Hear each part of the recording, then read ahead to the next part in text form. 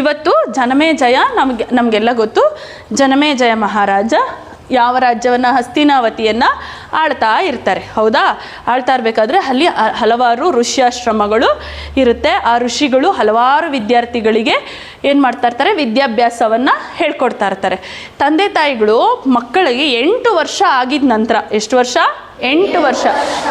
ನೀವೆಲ್ಲ LKGಗೆ 4 ವರ್ಷಕ್ಕೆ ಸೇರ್ಕೊತೀರಾ. ಆದರೆ ಹಿಂದಿನ ಕಾಲದಲ್ಲಿ ಋಷಿಗಳ ಹತ್ರ ವಿದ್ಯಾಭ್ಯಾಸಕ್ಕೆ ಕಳಿಸ್ಬೇಕು ಅಂತ ಹೇಳಿದ್ರೆ ಎಷ್ಟು ವರ್ಷ ಆಗಬೇಕಿತ್ತು?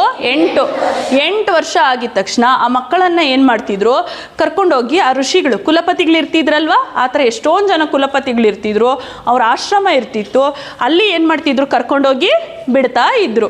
ಅದೇ ಥರ ತಂದೆ ತಾಯಿಗಳು ಏನು ಮಾಡ್ತಿದ್ರು, ಮಕ್ಕಳನ್ನು ಕರ್ಕೊಂಡೋಗಿ 8 ವರ್ಷ ಆಗಿದ ತಕ್ಷಣ ಅವ್ರ ಆಶ್ರಮದಲ್ಲಿ ಬಿಟ್ಟು ಬಿಡಬೇಕಾದ್ರೆ ಏನಂತ ಹೇಳ್ತಾ ಇದ್ರಂದ್ರೆ, ಮಗು ನೋಡಪ್ಪ, ಇನ್ಮೇಲೆ ನಿನ್ನ ಗುರುಗಳೇ ನಿನಗೆ ತಂದೆ ತಾಯಿ ದೇವರ ಸಮಾನ.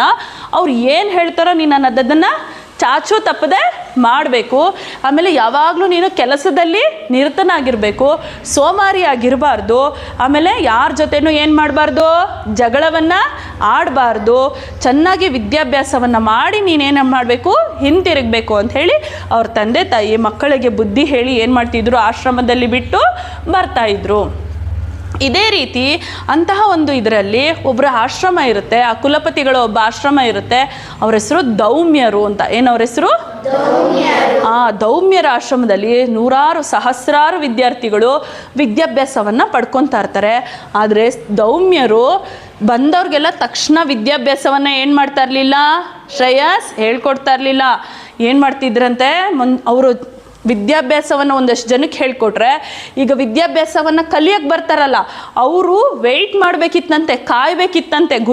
ಗುರುಗಳ ಅನುಗ್ರಹ ನಮಗೆ ಯಾವಾಗ ಆಗುತ್ತಪ್ಪ ಅಂತ ಕಾಯ್ತಿದ್ರಂತೆ.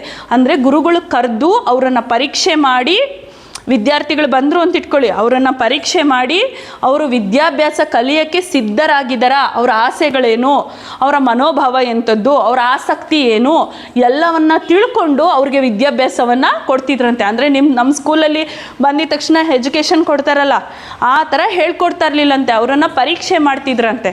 ಅವರು ಪರೀಕ್ಷೆ ಮಾಡೋವರೆಗೂ ಉಳಿದಿರೋ ವಿದ್ಯಾರ್ಥಿಗಳು ಏನು ಮಾಡಬೇಕು, ಕಾತ್ಕೊಂಡು ಗುರುಗಳು ಹೇಳೋ ಕೆಲಸವನ್ನು ಏನು ಮಾಡಬೇಕು, ಮಾಡ್ತಾ ಇರಬೇಕಿತ್ತಂತೆ. ನೋಡಿ, ಹೀಗೆ ಅಂದರೆ ಇಲ್ಲಿ 2 ಗ್ರೂಪ್ ಇರುತ್ತೆ. ಒಂದು ಗ್ರೂಪ್ ಏನು, ಆಲ್ರೆಡಿ ಗುರುಗಳು ಪರೀಕ್ಷೆ ಮಾಡಿ ವಿದ್ಯಾಭ್ಯಾಸ ಕಲಿತಾ ಇರೋರು ಒಂದು ಗ್ರೂಪು. ಇನ್ನೊಂದು ಗ್ರೂಪ್ ಯಾವುದು, ಗುರುಗಳು ಯಾವಾಗ ನಮ್ಮನ್ನು ಕರೀತಾರಪ್ಪ, ಯಾವಾಗ ನಮ್ಮನ್ನು ಪರೀಕ್ಷೆ ಮಾಡ್ತಾರಪ್ಪ ಅನ್ನೋ ಕಾಯೋ ಇನ್ನೊಂದು ಗ್ರೂಪು. ಆ ಒಂದು ಗುಂಪಲ್ಲೇ ಯಾರಿರ್ತಾರೆ, ಒಬ್ಬ ಉತ್ತಮ ವಿದ್ಯಾರ್ಥಿ ಇರ್ತಾನೆ. ನೀವೆಲ್ಲ ವಿದ್ಯಾರ್ಥಿಗಳೇ ತಾನೆ, ನೀವೆಲ್ಲ ಸ್ಟೂಡೆಂಟ್ಸ್ ಅಲ್ವಾ. ಒಬ್ಬ ಉತ್ತಮ ವಿದ್ಯಾರ್ಥಿ ಹೇಗಿರಬೇಕು ಅನ್ನೋದನ್ನು ಈ ಕತೆ ನಿಮಗೆ ತಿಳಿಸ್ಕೊಡುತ್ತೆ. ವಿದ್ಯಾರ್ಥಿ ಇರ್ತಾನೆ, ಅವನ ಹೆಸರೇ ಉಪಮನ್ಯು ಅಂತ. ಏನು ಅವನ ಹೆಸರು? ಉಪಮನ್ಯು. ಹೀಗೆ ಅವನಿಗೆ 8 ವರ್ಷ ಆದಾಗ ಅವ್ರ ತಂದೆ ತಾಯಿಗಳು ದೌಮ್ಯರ ಆಶ್ರಮದಲ್ಲಿ ಬಿಟ್ಟು ಹೋಗಿರ್ತಾರೆ. ಅವನು ಗುರುಗಳು ಎಲ್ಲ ವಿದ್ಯಾರ್ಥಿಗಳು ಹೇಗೆ ಗುರುಗಳು ಸುತ್ತ ಓಡಾಡ್ತಾ ಇರ್ತಾರೋ, ನಮ್ಮನ್ನು ಕರೀಲಿ, ನಮ್ಮನ್ನು ಪರೀಕ್ಷೆ ಮಾಡಲಿ ಅಂತ ಕಾಯ್ತಾ ಇರ್ತಾರೋ, ಉಪಮನ್ಯುವರು ಕಾಯ್ತಾ ಇರ್ತಾನೆ. ಹಿಂಗಿರ್ಬೇಕಾದ್ರೆ ಗುರುಗಳು ಒಂದ್ಸಲಿ ಹಿಂಗೆ ಎಲ್ಲ ವಿದ್ಯಾರ್ಥಿಗಳನ್ನ ಗಮನಿಸ್ಬೇಕಾದ್ರೆ ಗುರುಗಳ ಗಮನ ಯಾರ ಮೇಲೆ ಹೋಗುತ್ತೆ, ಉಪಮನ್ಯು ಮೇಲೆ ಹೋಗುತ್ತೆ. ಕರೀತಾರೆ, ಬಾ ಮಗು, ಬಾ ಇಲ್ಲಿ ಅಂತ ಕರೀತಾರೆ. ಅವ್ನು ಮೈ ದಡುವುದು ಅಂದರೆ ಹಿಂಗೆ ಸವರ್ತಾರೆ, ತಲೆನ ಸವರ್ತಾರೆ. ನೋಡಿದ್ದೀರಾ? ಹಂಗೆ ಸವರಿದ್ರೆ ಪ್ರೀತಿ ಹೆಚ್ಚಾಗುತ್ತೆ. ಪ್ರಾಣಿಗಳಿಗೂ ಹಂಗೆ ಮಾಡಿದ್ರೆ ಅವು ನಮ್ಮನ್ನು ನೆಕ್ಕುತ್ತೆ ಅಲ್ವಾ, ಎಷ್ಟು ಚೆನ್ನಾಗಿ. ಆ ಥರ ಕರೆದು, ಮಗು ಬಾಪ ಇಲ್ಲಿ, ಏನಪ್ಪ ನಿನ್ನ ಹೆಸರು ಅಂತ ಕೇಳ್ತಾರೆ. ಆಗ ಅವನು ಹೇಳ್ತಾನೆ, ಗುರುಗಳೇ ನನ್ನ ಹೆಸರು ಉಪಮನ್ಯು ಅಂತ ಹೇಳ್ತಾರೆ. ಹೌದಾ, ಸರಿನಪ್ಪ, ಈಗ ನಾಳೆಯಿಂದ ನಾನು ನಿನ್ಗೊಂದು ಕೆಲಸ ಹೇಳ್ತೀನಿ, ನೀನು ಆ ಕೆಲಸವನ್ನು ಕರೆಕ್ಟಾಗಿ ಮಾಡಬೇಕು ಅಂತ ಹೇಳ್ತಾರೆ. ಆಯಿತು ಗುರುಗಳೇ ಅಂತ ಹೇಳ್ತಾನೆ. ಏನು ಕೆಲಸ ಮಾಡಬೇಕು ಅಂತ ಹೇಳಿದಾಗ, ನಾಳೆಯಿಂದ ನೀನು ನಮ್ಮ ಆಶ್ರಮದಲ್ಲಿ ದನಗಳಿದ್ದಾವಲ್ಲ, ಆ ದನಗಳನ್ನ ನೀನೇನು ಮಾಡಬೇಕು, ಮೈದಾನಕ್ಕೆ ಕರ್ಕೊಂಡೋಗ್ಬೇಕು. ಅಂದರೆ ಒಂದು ತೋಟನೋ ಹೊಲನೋ ಒಂದು ಮೈದಾನ ಇರುತ್ತೆ, ನೀನು ಕರ್ಕೊಂಡು ಹೋಗ್ಬೇಕು. ಬೆಳಗ್ಗೆಯಿಂದ ಸಂಜೆವರೆಗೂ ಏನು ಮಾಡಬೇಕು, ಮೇಯಿಸ್ಬಿಟ್ಟು ವಾಪಸ್ ಏನು ಮಾಡಬೇಕು, ಆಶ್ರಮಕ್ಕೆ ಕರ್ಕೊಬರ್ಬೇಕು. ಇದೇ ನಿನ್ನ ಕೆಲಸ ಅಂತ ಹೇಳ್ತಾರೆ.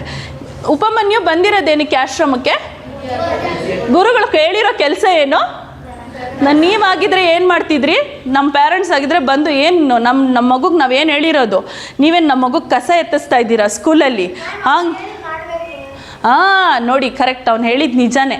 ಗುರುಗಳು ಏನು ಹೇಳ್ತಾರೋ ಅದನ್ನು ಏನು ಮಾಡಬೇಕು, ಚಾಚೂ ತಪ್ಪದೆ ಮಾಡಬೇಕು. ಉಪಮನ್ಯುವು ಸಹ ಅವನು ಒಂದು ಚೂರು ಬೇಸರ ಮಾಡ್ಕೊಂಡಿಲ್ಲ. ಗುರುಗಳು ಹೇಳೋ ಪ್ರತಿಯೊಂದು ಕೆಲಸವೂ ನಾನು ಒಳ್ಳೆಯದಕ್ಕೆ ಹೇಳಿರ್ತಾರೆ ಅಂತ ಹೇಳ್ಬಿಟ್ಟು ಉಪಮನ್ಯು ಆಯಿತು ಗುರುಗಳೇ ನಾನು ಮೇಯಿಸ್ಕೊಂಡು ಬರ್ತೀನಿ ಅಂತ ಅಂದ್ಬಿಟ್ಟು ಹೇಳ್ತಾನೆ. ಸರಿ ಅಂದ್ಬಿಟ್ಟು ಫಸ್ಟ್ ದಿನ ಹಸುಗಳನ್ನೆಲ್ಲ ಹೊಡ್ಕೊಂಡು ಎಲ್ಲಿಗೆ ಹೋಗ್ತಾನೆ, ಮೈದಾನಕ್ಕೆ ಹೋಗ್ತಾನೆ. 3-4 ದಿನ ದನಗಳನ್ನೆಲ್ಲ ಚೆನ್ನಾಗಿ ಮೇಯಿಸ್ತಾನೆ ಬೆಳಗಿನ ಸಾಯಂಕಾಲದವರೆಗೂ. ಸಾಯಂಕಾಲ ಆಗಿದ ತಕ್ಷಣ ದನಗಳನ್ನೆಲ್ಲ ಹೊಡ್ಕೊಂಡು ಎಲ್ಲಿಗೆ ಬರ್ತಾನೆ, ಆಶ್ರಮದ ಕಡೆಗೆ ಬರ್ತಾನೆ. ಒಂದು 3-4 ದಿನ ಆಗುತ್ತೆ. ಗುರುಗಳು ಕರೀತಾರೆ, ಬಾಪ ಇಲ್ಲಿ ಉಪಮನ್ಯು ಅಂತ ಕರೀತಾರೆ. ಹಾಯ್ ಗುರುಗಳೇ ಹೇಳಿ ಅಂತ. ದನ ಎಲ್ಲ ಚೆನ್ನಾಗಿ ಮೇಯಿಸ್ತಾ ಇದೆಯೇನಪ್ಪ? ಆಯಿತು ಮೇಯಿಸ್ತಾ ಇದ್ದೀನಿ ಗುರುಗಳೇ. ಅಂದರೆ ಆಹಾರಕ್ಕೆ ಏನು ಮಾಡ್ತಾ ಇದೆಯಪ್ಪ, ಊಟಕ್ಕೆ ಅಂತ ಕೇಳ್ತಾರೆ. ಗುರುಗಳೇ ನಾನು ಪ್ರತಿದಿನ ದನಗಳನ್ನ ಹೊಡ್ಕೊಂಡು ಬರ್ತೀನಲ್ಲ, ಆಮೇಲೆ ಪ್ರತಿದಿನ ಊರೊಳಗಡೆ ಹೋಗಿ ಭಿಕ್ಷೆ ಎತ್ತುತ್ತೀನಿ. ಭಿಕ್ಷೆ ಎತ್ತಿದ ತಕ್ಷಣ ನಂಗೆ ಭಿಕ್ಷೆ ಏನು ಮಾಡುತ್ತೆ, ನನಗೆ ಭಿಕ್ಷೆ ಊಟ ಹಾಕ್ತಾರೆ, ನಾನು ಅದನ್ನು ತಿಂದು ಬದುಕ್ತಾ ಇದ್ದೀನಿ ಅಂತ ಹೇಳ್ತಾನೆ. ಆವಾಗ ಗುರುಗಳು ಹೇಳ್ತಾರೆ, ನೋಡಪ್ಪ ನಾಳೆಯಿಂದ ನೀನೇನು ಮಾಡಬೇಕು, ಭಿಕ್ಷೆ ಎತ್ತಿರೋ ಊಟನ ಯಾರಿಗೆ ಕೊಡಬೇಕು, ನನಗೆ ಕೊಡಬೇಕು ಅಂತ ಹೇಳ್ತಾರೆ.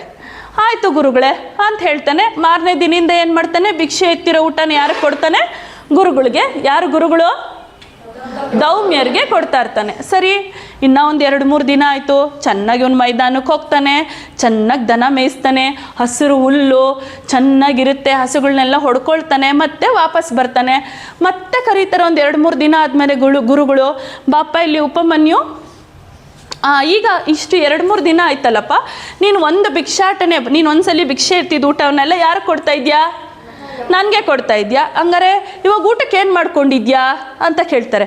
ಅದಕ್ಕೆ ಅವ್ನು ಹೇಳ್ತಾನೆ, ಗುರುಗಳೇ ಫಸ್ಟ್ ಟೈಮ್ ಭಿಕ್ಷೆ ಎತ್ತುತ್ತೀನಲ್ಲ, ಫಸ್ಟ್ ಮನೆ ಭಿಕ್ಷೆ ಅದನ್ನು ನಿಮಗೆ ಕೊಡ್ತಾ ಇದ್ದೀನಿ, 2ನೇ ಸಲ ಭಿಕ್ಷೆ ಎತ್ತಿಬಿಟ್ಟು ನಾನು ತಿಂತಾ ಇದ್ದೀನಿ ಅಂತ ಹೇಳ್ತಾನೆ.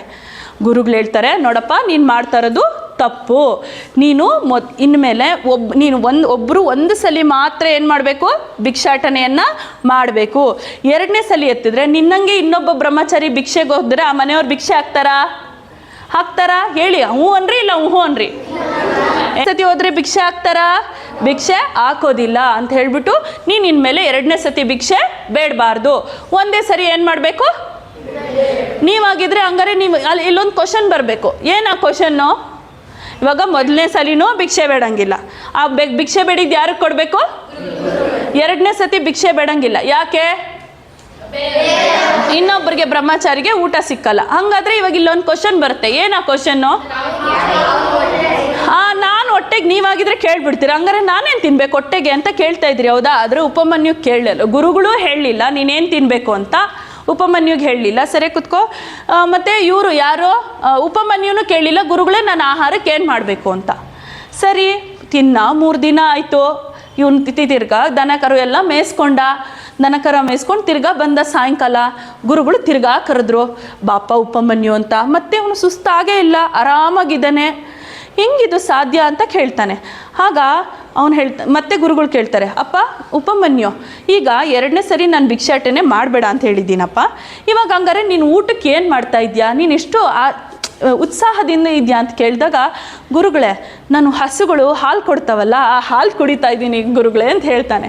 ಆಗ ಗುರುಗಳು ಹೇಳ್ತಾರೆ, ನೋಡಪ್ಪ ನೀನು ಮಾಡ್ತಾ ಇರೋದು ತಪ್ಪು. ಈ ಹಾಲು ಯಾರಿಗೆ ಸೇರಬೇಕಾಗಿರೋದು, ಆಶ್ರಮದ ಹಾಲು. ನಮ್ಮ ಆಶ್ರಮದಲ್ಲಿ ಇವಾಗ ಹಸು ಕೊಡೋ ಹಾಲು ಆಶ್ರಮದ ಎಲ್ಲ ವಿದ್ಯಾರ್ಥಿಗಳಿಗೂ ಸೇರಬೇಕು. ನೀನು ಒಂದು ಹಸು ಹಾಲು ನೀನೊಬ್ಬನೇ ಕುಡಿದ್ಬಿಟ್ರೆ ಆಶ್ರಮ ವಿದ್ಯಾರ್ಥಿಗಳೆಲ್ಲ ಏನು ಕುಡಿಬೇಕು, ತಪ್ಪಲ್ವಾ? ನಾಳೆಯಿಂದ ನೀನು ಕುಡಿಬಾರ್ದು ಅಂತ ಹೇಳ್ತಾರೆ. ಸರಿ ಆಯಿತು ಗುರುಗಳೇ ಅಂತ ಹೇಳ್ತಾನೆ. ಸರಿ ಅಂದ್ಬಿಟ್ಟು ಹೊರಟೋಗ್ತಾನೆ. ಗುರುಗಳಿಗೆ ಅವನ ಬಗ್ಗೆ ಮನಸ್ಸಿನಲ್ಲೇ ಇವನು ಎಷ್ಟು ಸತ್ಯಸಂಧ, ಎಷ್ಟು ಪ್ರಾಮಾಣಿಕ, ನಾನು ಹೇಳಿದ ಕೆಲಸವನ್ನು ಅವನು ಮತ್ತೆ ಏನು ಮಾಡ್ತಿಲ್ಲ, ಇವಾಗ ಮಾಡಬೇಡ ಅಂದರೆ ಆ ಕೆಲಸವನ್ನು ಮಾಡ್ತಿಲ್ಲ ಅಂತ ಅವನ ಮೇಲೆ ತುಂಬ ಗೌರವ ಬರುತ್ತೆ. ಆದರೂ ಅದನ್ನು ನೋಡೋಣ ಇವನು ಹೇಗೆ ಮಾಡ್ತಾನೆ ಕೆಲಸ ಅಂತ ಗುರುಗಳು ತಾಳ್ಮೆಯಿಂದ ಕಾಯ್ತಾ ಇರ್ತಾರೆ. ಸರಿ ಇನ್ನೂ ಒಂದು 3-4 ದಿನ ಆಗುತ್ತೆ. ಮತ್ತೆ ಕರೀತಾರೆ, ಉಪಮನ್ಯು ಬಾಪ ಇಲ್ಲಿ ಬಂತು. ಮುಖ ನೋಡ್ತಾರೆ ಉಪಮನ್ಯುದು. ಮತ್ತೆ ಇವನು ಆರಾಮಾಗಿದ್ದಾನೆ, ಉತ್ಸಾಹದಿಂದ ಇದ್ದಾನೆ, ಅವ್ನು ಚೂರು ಸುಸ್ತಿಲ್ಲ. ಮತ್ತೆ ಇದು ಹೆಂಗಪ್ಪ ಸಾಧ್ಯ, ಇದು ಏನಪ್ಪ ಇದು ಚಮತ್ಕಾರ? ಕರೀತಾರೆ, ಉಪಮನ್ಯು ಈಗ ಆಹಾರಕ್ಕೆ ಏನು ಮಾಡ್ಕೊಂಡಿದ್ಯಪ್ಪ ಅಂತ ಕೇಳ್ತಾರೆ. ಗುರುಗಳೇ ನೀವು ಹಾಲು ಕುಡಿಬೇಡಿ ಅಂತ ಹೇಳಿದ್ರಲ್ಲ, ಕರು ಹಾಲು ಕುಡಿಯುತ್ತೆ ನೋಡಿದ್ದೀರಾ?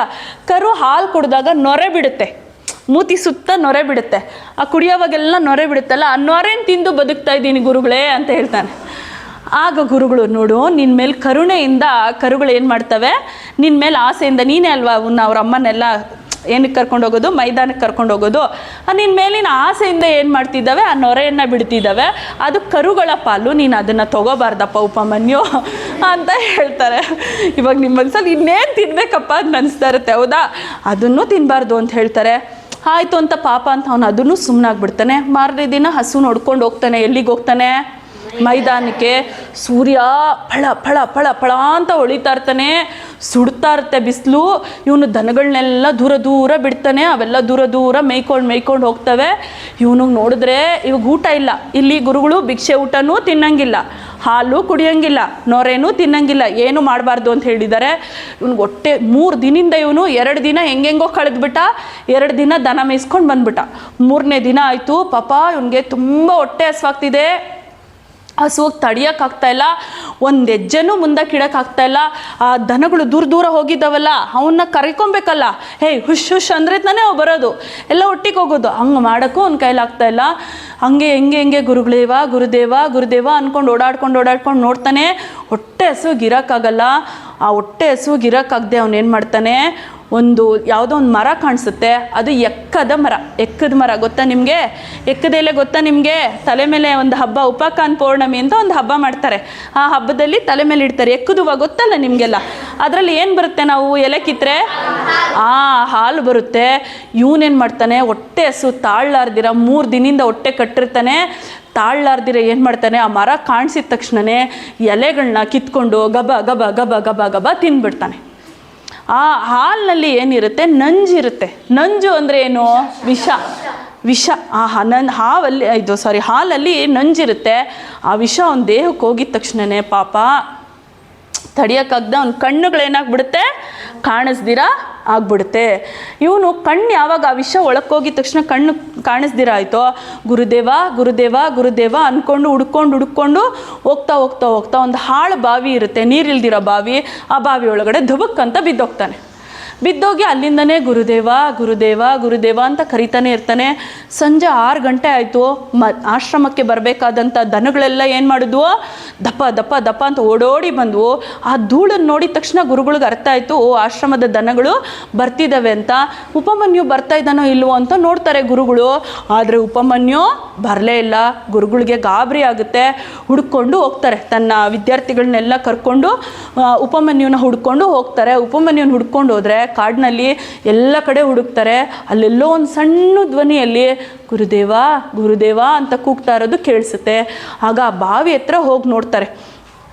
ಬಾವಿ ಹತ್ರ ಹೋಗಿ ನೋಡಿದ ತಕ್ಷಣ ಆಗ ಕೇಳ್ತಾರೆ, ಯಾಕಪ್ಪ ಉಪಮನ್ಯು ಇಲ್ಲಿ ಬಿದ್ದಿದ್ಯಾ, ಏನಾಯ್ತಪ್ಪ ಅಂದಾಗ ಅವ್ನು ಹೇಳ್ತಾನೆ, ಗುರುಗಳೇ ನಾನು ಎಕ್ಕದ ಎಲೆಗಳನ್ನ ತಿಂದ್ಬಿಟ್ಟೆ, ಗೊತ್ತಿಲ್ದಿರಾ ಈ ಥರ ನನ್ನ ಕಣ್ಣು ಕಾಣಿಸ್ತಾ ಇಲ್ಲ ಗುರುಗಳೇ ಅಂತ ಹೇಳ್ತಾರೆ. ಆಗ ಗುರುಗಳಿಗೆ ತುಂಬ ನೋವಾಗ್ಬಿಡುತ್ತೆ. ತಕ್ಷಣ ಏನು ಮಾಡ್ತಾರೆ, 1 ನಿಮಿಷನೂ ವೇಸ್ಟ್ ಮಾಡ್ದಿರ ಗುರುಗಳು ಅಲ್ಲೇ ಪಕ್ಕದಲ್ಲಿ ಒಂದು ನದಿ ತೀರ ಇರುತ್ತೆ. ಆ ನದಿ ತೀರಕ್ಕೆ ಹೋಗ್ಬಿಟ್ಟು ತಮ್ಮ ಕೈಕಾಲುಗಳನ್ನು ತೊಳ್ಕೊಂಡು ಆಚಮನ ಮಾಡ್ತಾರೆ. ಏನು ಆಚಮನ ಅಂದರೆ ಯಾರು ಹೇಳ್ತೀರಾ? ನೀರನ್ನು ಕುಡಿಯೋದು. ಅರ್ಘ್ಯ ಪಾದ್ಯ ಆಚಮನವನ್ನು ಮಾಡಿ ಅಶ್ವಿನಿ ದೇವತೆಗಳನ್ನು ನಮಸ್ಕಾರ ಮಾಡಿ ಆ ಅಶ್ವಿನಿ ದೇವತೆಗಳ ಮಂತ್ರವನ್ನು ಆ ಬಾವಿ ಹತ್ರ ಬಂದು ಆ ಅಶ್ವಿನಿ ದೇವತೆಗಳ ಮಂತ್ರವನ್ನು ಉಪಮನ್ಯುಗೆ ಹೇಳ್ಕೊಡ್ತಾರೆ. ಆಗ ಉಪಮನ್ಯು ಏನು ಮಾಡ್ತಾನೆ, ಅಶ್ವಿನಿ ದೇವತೆಗಳನ್ನು ಪ್ರಾರ್ಥನೆ ಮಾಡೋಕ್ಕೆ ಶುರು ಮಾಡ್ತಾನೆ. ಅಶ್ವಿನಿ ದೇವತೆಗಳು ಸೂರ್ಯ ಮತ್ತು ಸಂಗನಾದೇವಿಯ ಮಕ್ಕಳು. ಸೂರ್ಯ ಮತ್ತು ಸಂಗನಾದೇವಿಯ ಮಕ್ಕಳು. ಇವರು ಚಿನ್ನದ ಮೈ ಬಣ್ಣ ಉಳ್ಳವರು. ಇವ್ರಿಗೆ ಎಂಥ ಮೈ ಬಣ್ಣ ಇರುತ್ತೆ? ಚಿನ್ನದಂಥ ಮೈ ಬಣ್ಣ ಇರುತ್ತೆ. ಎಲ್ಲ ಯಜ್ಞ ಯಾಗಾದಿಗಳಲ್ಲಿ ಮೊದಲು ಆಹ್ವಾನ ಯಾರಿಗೆ? ಅಶ್ವಿನಿ ದೇವತೆಗಳಿಗೆ. ಮತ್ತು ಯಾವ ದೇವತೆ ಬರ್ತಿದ್ದಾರೆ ಯಜ್ಞದಲ್ಲಿ ಅನ್ನೋದು ಗೊತ್ತಾಗೋದು ಯಾರಿಂದ? ಅಶ್ವಿನಿ ದೇವತೆಗಳಿಂದ. ಹಂಗಾಗಿ ಋಷಿ ಮುನಿಗಳು ಫಸ್ಟು ಯಾರನ್ನು ಕರೀತಾರೆ? ಅಶ್ವಿನಿ ದೇವತೆಗಳನ್ನು ಕರೀತಾರೆ. ಈ ಥರ ಎಲ್ಲ ಸ್ತುತಿಸ್ತಾನೆ. ಯಾರು ಗುರುಗಳ ಉಪಮನ್ಯು ಈ ಥರ ಅಶ್ವಿನಿ ದೇವತೆಗಳನ್ನ ಹೊಗಳ್ತಾನೆ. ನೀವು ಸೂರ್ಯ ಮತ್ತು ಸಂಗನಾದೇವಿಯ ಮಕ್ಕಳು, ಚಿನ್ನದ ಮೈಬಣ್ಣ ಉಳ್ಳವರು. ಆಮೇಲೆ ನಿಮಗೆ ಯಜ್ಞದಲ್ಲಿ ಮೊದಲನೇ ಆಹ್ವಾನ ನಿಮಗೇನೆ. ಇವಾಗ ನಾವು ಯಾರನ್ನಾದರೂ ಹೊಗಳಿದ್ರೆ ಮಾತ್ರ ಅವ್ರಿಗೆ ಖುಷಿ ಆಗುತ್ತೆ, ಹೌದಾ? ಪ್ರಾರ್ಥನೆ ಮಾಡಿದಾಗ ಅವನು ಅದೇ ಥರ ಪ್ರಾರ್ಥನೆ ಮಾಡ್ತಾನೆ. ಆಮೇಲೆ ನೀವು ಚರ್ಮದ ಕಾಯಿಲೆಗಳನ್ನೆಲ್ಲ ಏನು ಮಾಡ್ತೀರಾ? ವಾಸಿ ಮಾಡ್ತೀರಾ. ನೀರಲ್ಲಿ ಚಂದ್ರನ ಅಂಶ ಇರುತ್ತೆ, ಅಂತಹ ಅದರಿಂದ ನೀವೇನು ಮಾಡ್ತೀರಾ, ಸೂರ್ಯನ 7 ಬಣ್ಣಗಳನ್ನು ಆ ನೀರಿನಲ್ಲಿ ಇದು ಮಾಡಿ ಆ ನೀರನ್ನು ನಾವು ಸ್ನಾನ ಮಾಡಿದ್ರೆ ನಮಗೆ ಚರ್ಮ ಕಾಯಿಲೆಗಳನ್ನೆಲ್ಲ ಗುಣಪಡಿಸ್ತೀರಾ. ಅಂಥ ಮಹಾನ್ ಶಕ್ತಿ ಉಳ್ಳವರು.